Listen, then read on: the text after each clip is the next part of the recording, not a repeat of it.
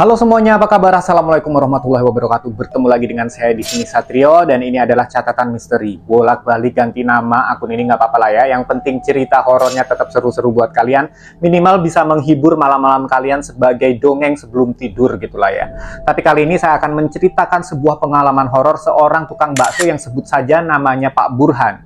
Yang dia itu suatu saat pernah ketemu sama sosok kuntilanak, di mana dia ditemuin di bawah pohon randu saat dia berjualan bakso di malam hari. Nah, kayak gimana ceritanya? Sebenarnya ini adalah cerita yang ringan-ringan saja, tetapi lumayan seru untuk kalian simak.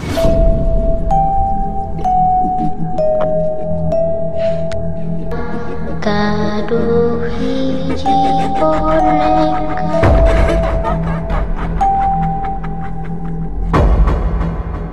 sarang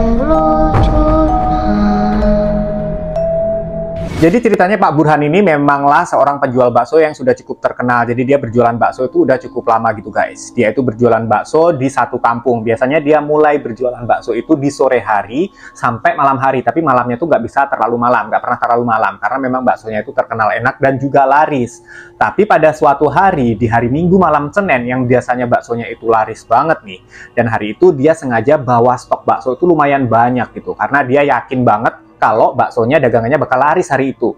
Nyatanya tidak seperti itu. Rezeki hari itu belum memihak kepadanya, karena hari itu di kampung dia tempat berjualan itu sedang diadakan pemilihan kepala desa, sehingga siang harinya itu para penduduk desa itu sudah berpesta banyak makanan, sehingga menyebabkan dagangan baksonya hari itu kurang begitu laris.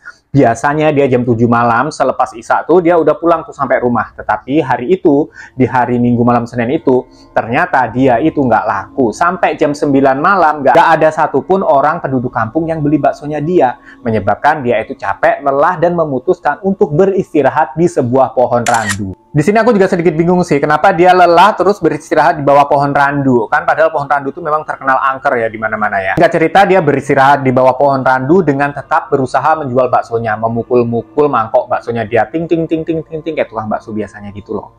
Jadi supaya orang kalau jauh itu tuh kedengeran kalau ada yang jualan bakso. Nggak ada juga yang datang. Nah, kebetulan di samping pohon randu tempat dia neduh itu, tempat dia istirahat itu, ada sebuah lampu penerangan jalan. Entah kenapa saat itu tiba-tiba lampu penerangan jalan itu berkedip-kedip kayak mau mati, mau hidup, mau mati, mau hidup gitu. Kayak ada gangguan gitu guys. Dan di saat yang sama Pak Burhan juga merasakan ada desiran angin yang sedikit aneh. Kenapa bisa aneh? Karena walaupun desiran angin itu dia rasakan sangat jelas di tengkuknya dia, tapi pohon-pohon di sekelilingnya dia itu daunnya itu nggak goyang-goyang. Jadi seolah-olah nih desiran angin itu cuma ada di tengkuknya dia. Dan di saat yang sama pula dia mulai mencium aroma yang sangat-sangat anyir. Sebenarnya dia nggak peduli sama aroma anyir ini karena dia menganggap mungkin ada bangkai binatang yang ada di dekatnya dia. Dia lebih penasaran pada kondisi lampu jalan kenapa tiba-tiba itu berkedip-kedip. Nah, karena dia penasaran akhirnya dia mendongakkan, dia memeriksa nih lampu jalan ini ngapain kok tiba-tiba kedip-kedip.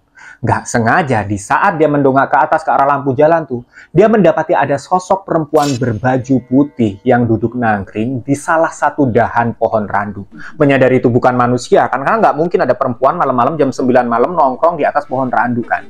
Dia langsung mendorong gerobak baksonya, dia langsung berjalan cepat dengan mendorong nggak karu-karuan tuh entah tumpah entah enggak. Dia langsung menuju ke perkampungan yang banyak orangnya dengan harapan dia masih bisa berjualan bakso, siapa tahu ada yang beli. Ternyata bener tuh waktu dia masuk ke kampung ada mbak-mbak yang beli tuh baksonya dia. Dia udah kenal nih sama mbak-mbak ini. Akhirnya dia tuh ngejualin tuh baksonya, dia layani nama dia nih sama Pak Burhan kan. Setelah dilayanin dia tuh sambil cerita, "Mbak, saya tadi tuh di bawah pohon randu itu tuh ngelihat kuntilanak Mbak di atas gitu. Wah, hati-hati Pak," kata si mbaknya gitu. Nah udah kan, baksonya udah dia beli, udah dia bayar, dia pun kembali mendorong gerobaknya untuk berjualan lagi niatnya. Siapa tahu laku lagi nih, supaya pas pulangnya itu kayak nggak sepi-sepi banget gitu, dagangannya tuh ada yang laku gitu. Tiba-tiba di perjalanannya dia berjualan bakso keliling kampung, ada suara yang memanggilnya, seolah-olah mau manggil bakso lagi. "Bang, bakso bang, bang, bakso bang." Suaranya perempuan nih. Nah, karena dia mendengar suara itu, dia pun berhenti.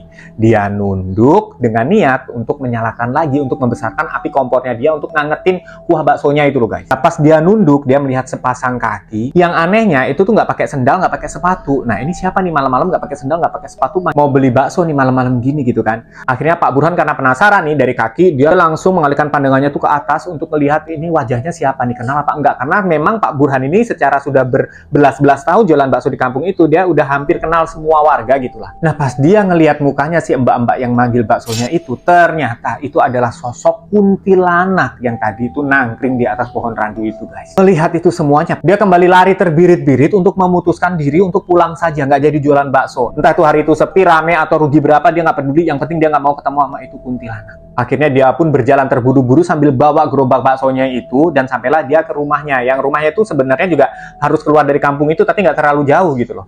Dia pikir udah aman karena udah sampai rumah kan, udah masuk ke halaman rumahnya. Dia pikir aman lah, alhamdulillah aku udah nggak dikejar lagi sama kuntilanak. Ternyata guys, nggak semulus itu nih, nggak seindah itu hidup Pak Burhan malam itu. Setelah dia meletakkan gerobak baksonya di sebelah rumahnya, dia kemudian memutuskan untuk langsung masuk ke dalam rumah untuk membersihkan diri, kemudian beristirahat. Niatnya begitu. Akan tetapi begitu dia masuk ke dalam rumahnya, yang dia ingat betul saat tadi dia itu pergi berjualan, rumahnya itu dalam kondisi terang karena lampunya selalu dinyalain dulu. Dia tahu nih kalau pulangnya itu bakalan selalu malam gitu kan, jadi lampunya dinyalain dulu. Tapi begitu dia buka pintu rumahnya, dia mendapati rumahnya dalam kondisi gelap. Loh, siapa nih yang matiin lampu? Penasaran nih Pak Burhan kan. Dia carilah itu cetekan-cetekan lampu itu, apa sih namanya, skakel ya, skaklar ya namanya ya.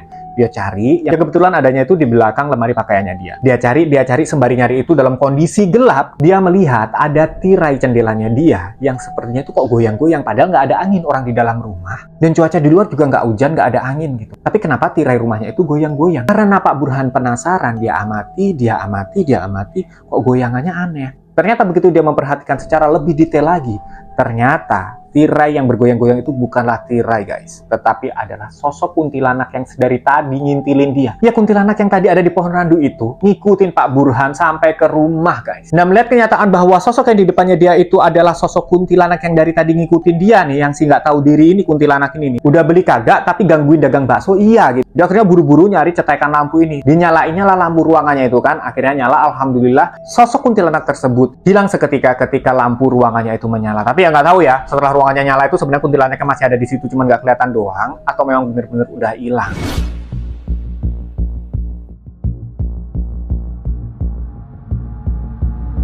Next, cerita yang kedua datang dari seseorang mahasiswa yang bernama Andi, kita sebutlah namanya begitu ya. Jadi Andi ini ngekos di sebuah kos-kosan yang cukup besar. Jadi di kosannya itu ada beberapa kamar yang semuanya itu keisi. Jadi bukan kos-kosan yang sepi, yang keisi cuma kamarnya dia doang, enggak. Jadi semua kamarnya itu keisi. Kebetulan posisi kamarnya dia itu ada di tengah-tengah lorong guys. Nah, singkat cerita, pada suatu hari dia itu harus mengerjakan tugas kampus yang sampai mengharuskan dia itu sampai sore, sampai habis maghrib itu belum pulang. Nah, FYI, posisi kampusnya sendiri itu nggak terlalu jauh dari kos-kosan dia, karena memang dia mencari kos-kosan sengaja yang tidak terlalu jauh dari kampus supaya menghemat biaya transportasi lagi. Nah, si Andi ini punya teman akrab, namanya itu Dudung. Nah, si Dudung ini waktu di kampus mengerjain tugas tadi, dia itu merasakan perutnya itu sakit-sakit terus dari tadi itu bolak-balik ke toilet, bolak-balik ke toilet. Nah, karena sudah menjelang malam, dia nggak berani lagi pakai toilet kampus. Dia pun meminta izin kepada Andi untuk meminjam kunci kos-kosannya dia, dan dia itu mau beristirahat aja di kosannya. Akhirnya Andi pun meminjamkan kunci kos-kosannya ke Dudung untuk dia bisa beristirahat di kosannya dia. Nah, setelah sekitar jam 7:30 malam, akhirnya Andi pun pulang dari kampus. Walaupun sebenarnya tugasnya belum selesai nih ya. Dan ketika dia sampai di kosannya, dia tuh ngetok-ketok pintu kamar kosannya dia tuh. Nah, dia kan tahu tuh Dudung ada di dalam kan, tapi nggak ada jawaban. Tapi pintunya nggak dibuka-buka sama si Dudung. Dan waktu Andi berusaha membuka pintu kamar kosnya dia, itu nggak bisa. Jadi pintu kamarnya itu kekunci dari dalam. Dan dari luar, Andi mendengar ada dua orang yang sedang bercakap-cakap di dalam kamarnya dia. Nah, dia pikir kalau Dudung tuh ada di dalam, kenapa nggak dibukain pintunya? Nah, akhirnya Andi berusaha positive thinking tuh. Oh, mungkin Dudung nggak dengar kali ya aku ngetok-ngetok pintu. Dia memutuskan untuk menunggu si Dudung ini sampai membuka pintu kosannya sendiri dari dalam. Akhirnya dia itu bersantai lah di depan kamar kosannya dia yang kebetulan memang ada kursi. Tetapi yang tak disangka-sangka, tiba-tiba beberapa saat kemudian, Andi melihat Dudung berjalan dari arah tangga. Jadi kan kamarnya si Andi ini ada di lantai 2 kan. Ternyata si Dudungnya nggak ada di dalam kamar kosan guys. Nah, si Andi nanya kan, loh kamu dari mana? Aku pikir kamu ada di dalam kamar. Ternyata Dudung ngejawab, enggak, aku dari apotek, aku nggak kuat, perutku sakit-sakit terus dari tadi. Thank you banget ya Andi udah minjemin kamar, ini aku balikinlah kunci kamarnya gitu kan. Dibalikinlah sama si Dudung ini ke Andi. Dan mendengar penjelasan si Dudung, Andi keheranan lah. Nah, kalau misalkan Dudung ini pulang dari apotek, terus tadi yang bercakap-cakap di dalam kamarnya itu siapa? Dengan perasaan yang masih penasaran, akhirnya Andi pun memberanikan diri untuk membuka pintu kamarnya, kemudian masuk, memeriksa semua isi kamarnya, ternyata memang kosong guys. Karena dia udah merasa lelah, dia menutup pintu kamarnya, dia kunci lagi, dia pergi mandi, dan setelah itu dia langsung tidur. Tapi sesaat setelah dia merebahkan badannya di atas kasur, dia mendengar ada suara air. Dia memutuskan untuk ngecekkan di dalam kamar mandi ada apa, apakah aku tadi lupa untuk mematikan kerannya, dan setelah dicek kerannya mati guys. Nah, karena dia capek, dia malas lah mikir itu hantu atau apa, atau bukan, atau kucing garong atau apa. Dia pokoknya memutuskan diri untuk tidur, untuk istirahat. Setelah dia tidur beberapa jam, akhirnya jam 11 malam dia terbangun dan berniat untuk melanjutkan tugas kuliahnya yang tadi memang belum selesai. Dia mulai duduklah membuka laptopnya dia di atas meja belajar. Tiba-tiba dari arah luar pintu kamar kosannya dia mendengar ada suara orang yang berisik sekali, lebih dari 2 orang dia dengarnya.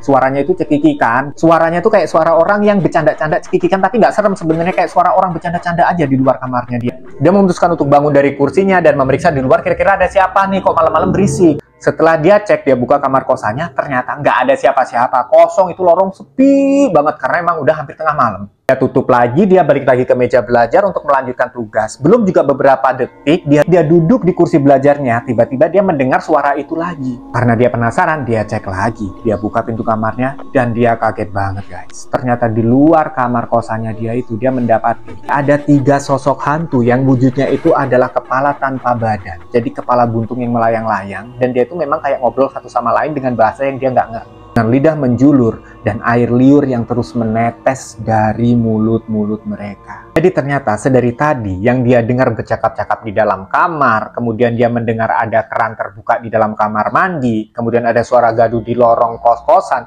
itu sebenarnya adalah sosok hantu itu. Karena ketakutan, akhirnya malam itu Andi memutuskan untuk keluar dari kamar kosannya. Dia nggak berani nginep di situ malam itu, dan dia nginep di kamar temennya dia. Kebayang nggak kalian kalau kalian punya kos-kosan, tiba-tiba di kamar kosan kalian itu adalah sebuah tempat angker, di mana tempat ada hantu-hantu kepala buntung ngumpul.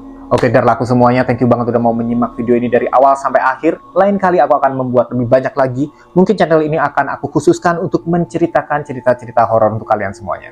Thank you Darlaku semuanya. Assalamualaikum warahmatullahi wabarakatuh. Salam semakin viral.